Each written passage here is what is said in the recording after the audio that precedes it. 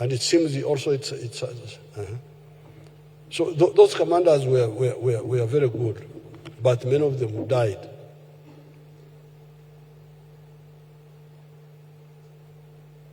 So, but these intellectuals came in because for them they had a better discipline to take command as we trained the newer people like this, the CDF now, General Muhoozi, many others. That group of General Muhoozi, are there some who are here? Who are here now? Stand up and we see you.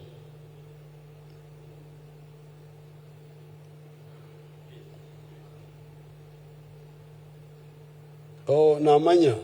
Is it Namanya his name? What is his name? Oh, the Kamijira. Oh, and the other one? Kambere. You are, these are also intellectuals, but, and this one here? Keita, yes, Keita. Now, there are quite many. So, we had to, you remember when they were saying I had created a secret army? They were writing about it. Museveni has created a secret army. But I could see the danger. So that's how when I was finished A-level, because this is how we have been recruiting. That's how we recruited, networked with the Kategayas,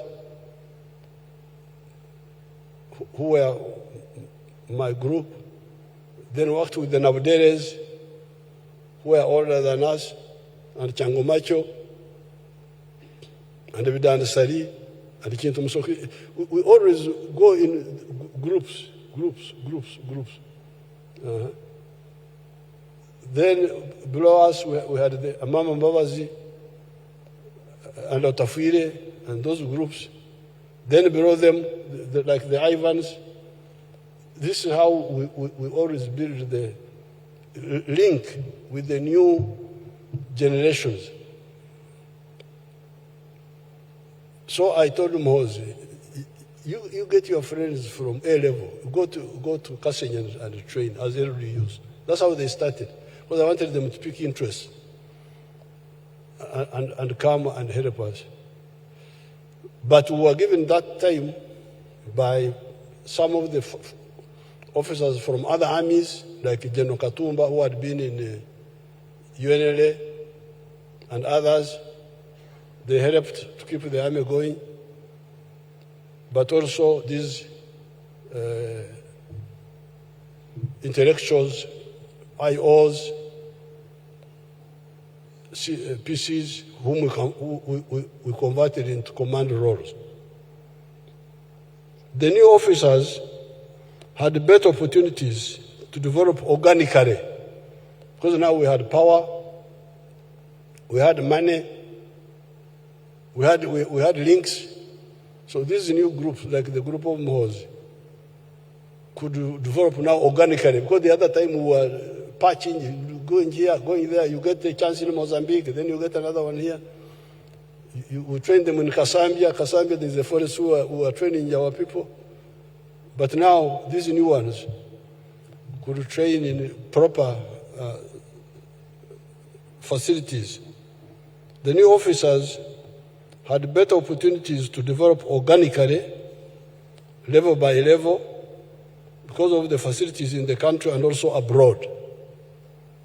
The officer could advance level by level, officer cadet, platoon commander's course, staff college, NDC, National Defense College, professional courses, etc. In the recruitments we carried out, when already in government, we got a lot of A-level school leavers and graduates who learn quickly. When the French trainers came to help us build our mountain division, I remember them remarking to me about how our officers were learning quickly.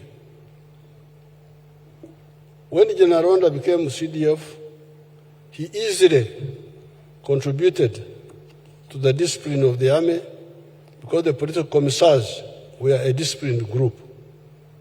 The PCs also understood the strategic relationship with the people. You saw Aronda here, how he used to link with because some of the other combat commanders, the other school leavers, the peasants, sometimes they yes, the army. The army don't talk to ordinary people. Managesi, they don't even pronounce it properly. But people like Aronda were very clear about the relationship with the people. With the people. Very important. I heard him talking about it here.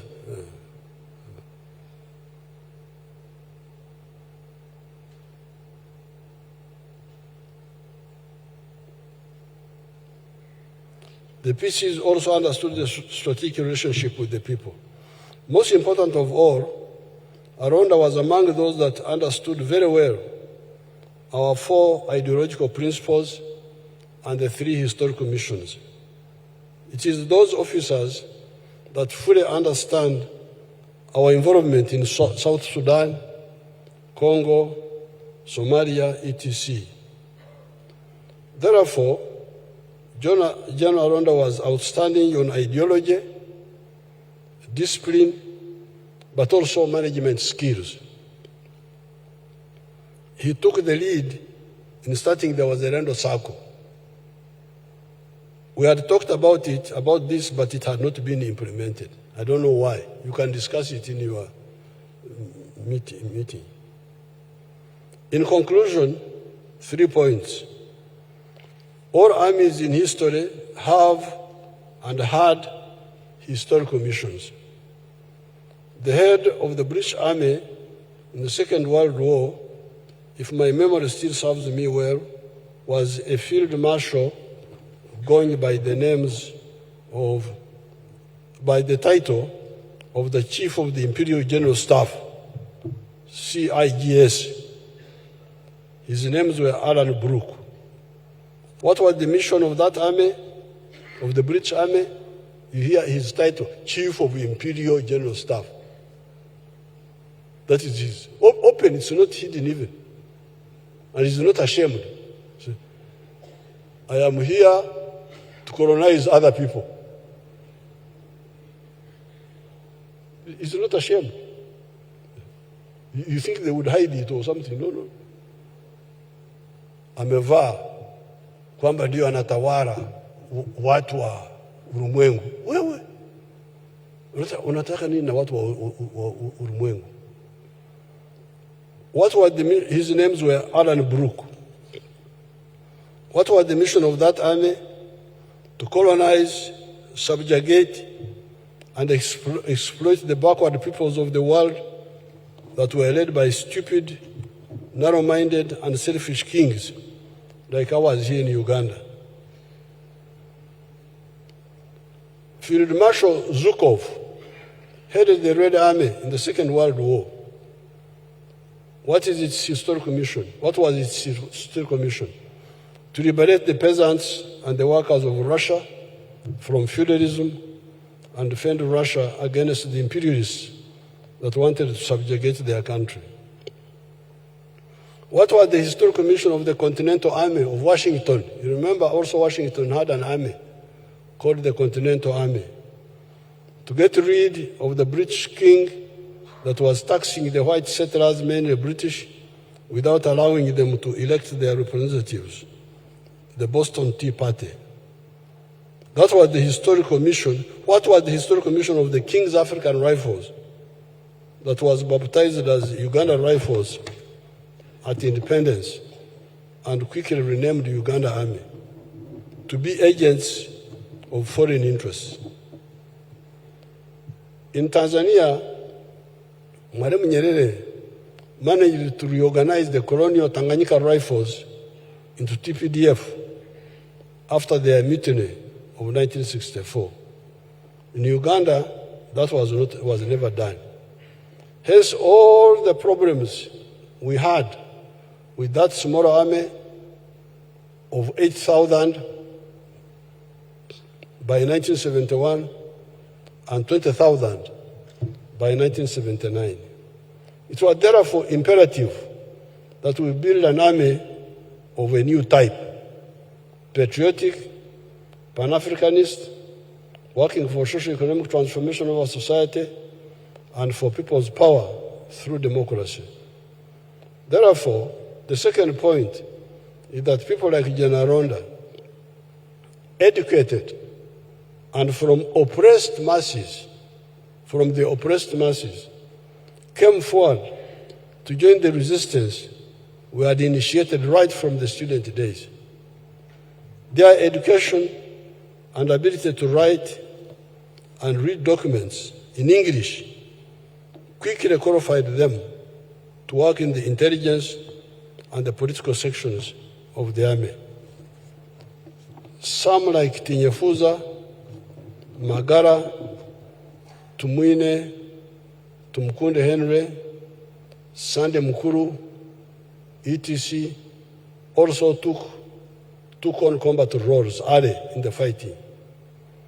As already pointed out above, even the PCs, having undertaken command courses after the NRM came to power, were able to fill the gaps created by the massive death caused by natural causes among the historical combat commanders.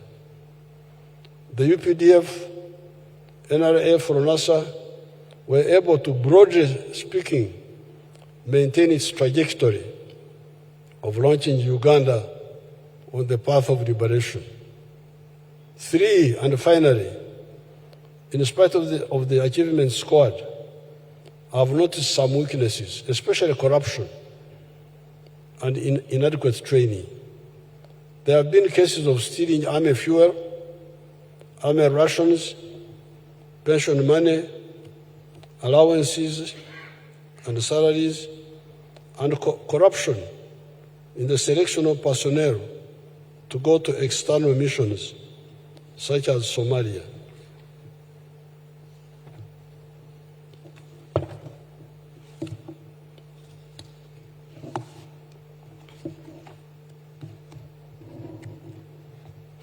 The disaster we had some time ago in one of the defended positions where we lost 57 soldiers was apparently caused by this type of corruption.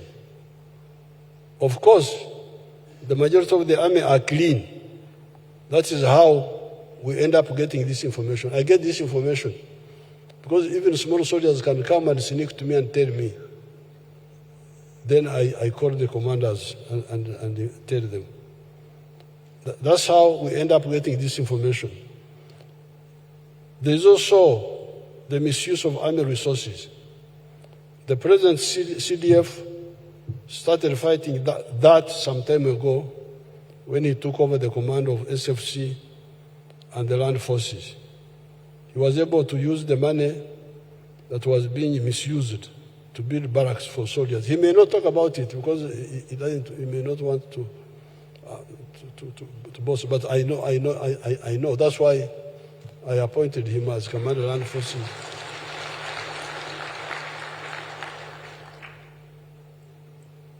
Because when I made him commander of SFC, there was money being used as airtime. That is called airtime. Airtime. So if he wants, he can tell you how he converted airtime into barracks without new money, but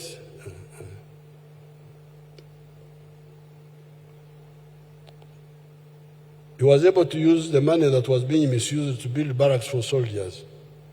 As we remember, the patriotic commanders, such as the late General Aronda Nyakairima'S, you need to touch among yourselves and find out these elements that cause this pollution. I call it pollution.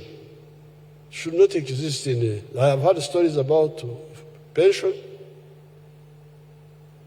about allowances, professional allowances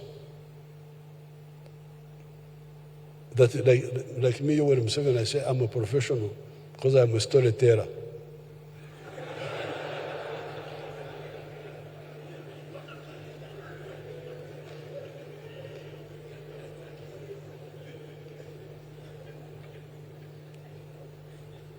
And the man is going for that.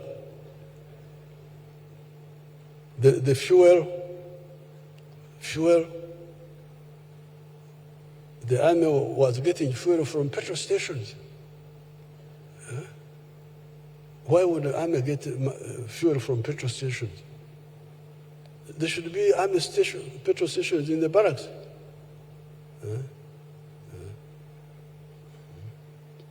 You need to touch among yourselves and find out these elements that cause this pollution. The failure by some commanders to implement the NRA collective welfare formulae is also a mistake. Because, you know, when we came from the bush, the challenge we had was, how do you defend a country without money, without enough money? And our answer was initially volunteerism. You come and we defend our country. When we get money later, we shall see how to support you. But in the meantime, there are welfare needs. Education for the soldiers, the children of soldiers. Health, accommodation. Now our answer was, let's have collective solutions. Let's build army schools where the children of soldiers can study free. Yes, I'm getting yellow salary, but my child is studying free. That's good. At least my child will not corner because I'm getting yellow salary. Health, I am getting free treatment from the medical center. Barracks, I'm not staying in a Muzugo. Because they are built barracks, and I'm staying near the workplace. This was our guidelines in 1986, but much of it is never implemented.